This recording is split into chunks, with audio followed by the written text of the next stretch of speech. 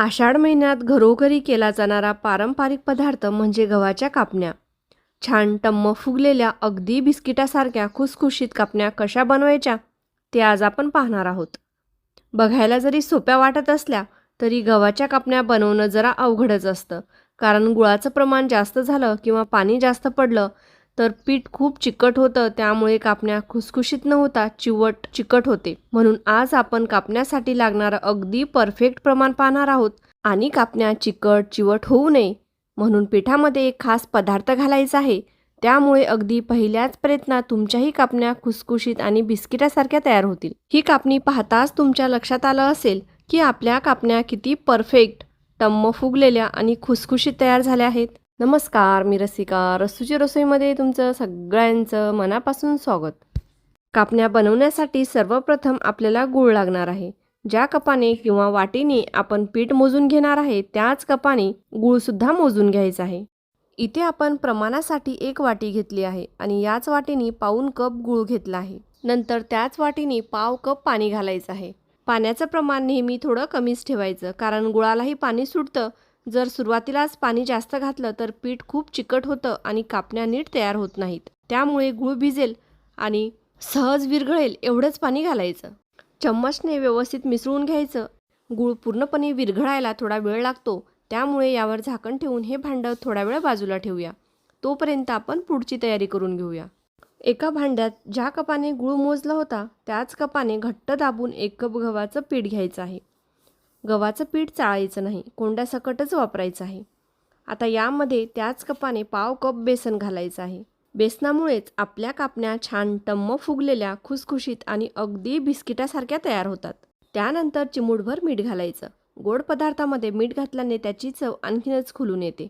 नंतर अर्धा छोटा चमचा बडीशेप हातावर घेऊन हलकीशी चोळून घालायची. त्यामुळे तिचा सुगंध अधिक छान खुलून येतो. त्यानंतर अर्धा चमचा वेलची आणि सुंठ पावडर घालायची आहे आणि 2 टेबलस्पून तूप घालायचं आहे. मी इथे तूप गरम केलेलं नाही, कारण आपल्याला कापण्या अगदी बिस्किटासारख्या खुसखुशीत हव्या आहेत. मात्र जर तुम्हाला आणखीन कुरकुरीत कापण्या हव्या असतील तर तूप थोडंसं गरम करूनही वापरू शकता. आता हे सगळं जिन्नस हाताने व्यवस्थित चोळून एकजीव करून घ्यायचं आहे. मिश्रण तयार करेपर्यंत गूळ पण पूर्णपणे विरघळला आहे. कधी कधी गुळामध्ये ऊसाचे बारीक तंतू किंवा इतर काही अशुद्धी असते, त्यामुळे हे गुळाचं पाणी आपण गाळून घेणार आहोत. आता हे गुळाचं पाणी थोडं थोडं करून पिठामध्ये घालत जायचं आहे आणि छान घट्टसर गोळा तयार करून घ्यायचा आहे. आपण चपातीसाठी जशी कणिक मळतो त्यापेक्षाही कणिक थोडी घट्ट मळायची आहे, कारण यामध्ये गूळ असल्यामुळे पीठ थोडंसं चिकट होतं आणि लाटताना पोळपाटाला चिटकू शकतं. त्यामुळे शक्य तितकी घट्ट कणिक मळून घ्यायची, म्हणजे कापण्या लाटायलाही सोप्या जातील आणि छान खुसखुशीत तयार होतील. कणिक फक्त 2च मिनिटं झाकून ठेवायची. 2 मिनिटांनंतर लगेच कापण्या बनवायला सुरुवात करायची. सर्वप्रथम या कणकेचे आपल्या सोयीनुसार उंडे तयार करून घ्यायचे आहेत. इथे आपल्या कणकेचे 4 उंडे तयार झाले आहेत. आता एक एक उंडा घेऊन पोळपाटावर पोळी लाटून घेऊया. पोळी मध्यम जाडीची लाटायची आहे. खूप जाडही नको आणि खूप पातळही नको. मध्यम जाडीची पोळी असेल तर कापण्या छान फुगतात आणि खुसखुशीत तयार होतात. पोळी लाटताना कोरडं पीठ अजिबात वापरायचं नाही, कारण कोरडं पीठ कापण्यांना चिटकून राहतं आणि तळताना ते जळू शकतं. त्यामुळे कापण्याचा रंग आणि चव दोन्ही बदलतात. गरज वाटलीच तर पोळपाटाला किंवा लाटण्याला अगदी हलकासा तुपाचा हात लावू शकता. पोळी मध्यम जाडीची लाटून झाली की तिच्या दोन्ही बाजूंना हलक्या हाताने खसखस लावून घ्यायची. खसखस लावल्यामुळे कापण्या दिसायलाही खूप सुंदर दिसतात आणि चवीमध्येही भर पडतो. आता पोळी पलटून दुसऱ्या बाजूलाही याच पद्धतीने खसखस लावून घ्यायची आणि त्यानंतर वरून हलक्या हाताने एकदा लाटणं फिरवायचं, म्हणजे खसखस पोळीमध्ये व्यवस्थित बसते आणि तळताना सहज निघून जात नाही. आता कापण्या कापून घेऊया.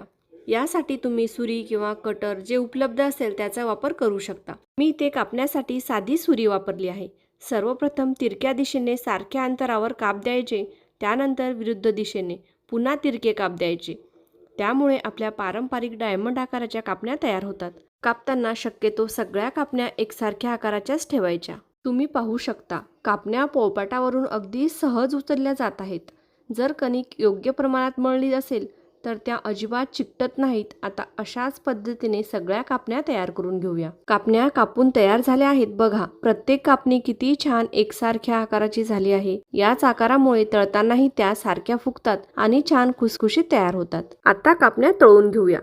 त्यासाठी सर्वप्रथम तेल गरम करून घ्यायचं. तेल गरम झालं की गॅस पूर्णपणे मंद आचेवर करायचा. ही स्टेप खूप महत्त्वाची आहे, कारण कापण्यामध्ये गुळ असल्यामुळे मोठ्या आचेवर त्या बाहेरून पटकन लाल होतात किंवा करपतात, पण आतून नीट शिजत नाहीत. म्हणून तेल गरम झाल्यावर गॅस मंदच ठेवायचा. आता एक एक करून कापण्या तेलात सोडायच्या. कढईमध्ये जितक्या सहज मावतील तितक्याच कापण्या घालायच्या. एकदम जास्त घालून गर्दी करायची नाही. त्यामुळे प्रत्येक कापणीला फुगण्यासाठी पुरेशी जागा मिळते आणि त्या सगळ्या सारख्या छान टम्म फुगलेल्या आणि खुसखुशीत तयार होतात. एका बाजूने कापण्या छान सोनेरी रंगावर आल्या की त्या अलगद पलटून घ्यायच्या.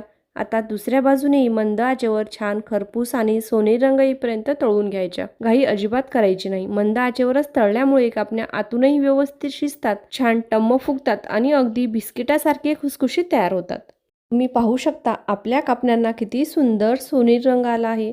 प्रत्येक कापणी छान टम्म फुगली आहे आणि अगदी बिस्किटासारखी खुसखुशीत तयार झाली आहे. आता याच पद्धतीने उरलेल्या सगळ्या कापण्या तळून घेऊया. एकदा या पद्धतीने करून पाहिल्या तर दरवर्षी आषाढ महिन्यात तुम्ही याच प्रमाणात आणि याच पद्धतीने कापण्या नक्कीच बनवाल. कापण्या पूर्णपणे तयार झाल्या आहेत. एकदा जवळून दाखवते बघा, किती छान टम्म फुगल्या आहेत. आता एक कापणी तोडून तुम्हाला आतला पोत दाखवते. बघा, कापणी आतून किती छान पोकळ आणि बिस्किटासारखी खुसखुशीत तयार झाली आहे. हाताने तोडतानाच तिचा खुसखुशीतपणा सहज लक्षात येतो. योग्य प्रमाण आणि योग्य पद्धत वापरली तर प्रत्येक कापणी अगदी अशी छान तयार होते. ही कापणी अनेक दिवस कुरकुरीत राहते. त्यामुळे आषाढ महिन्यात किंवा सणासुदीला ही रेसिपी नक्कीच करून पहा. एकदा या प्रमाणात कापण्या बनवल्या तर पुन्हा पुन्हा याच पद्धतीने बनवाल. जर ही रेसिपी तुम्हाला आवडली असेल तर व्हिडिओला लाईक करा, तुमच्या मित्रमैत्रिणी आणि नातेवाईकांसोबत शेअर करा. पुन्हा भेटूया अशा साध्या, सोप्या आणि पारंपरिक रेसिपीसोबत. तोपर्यंत धन्यवाद.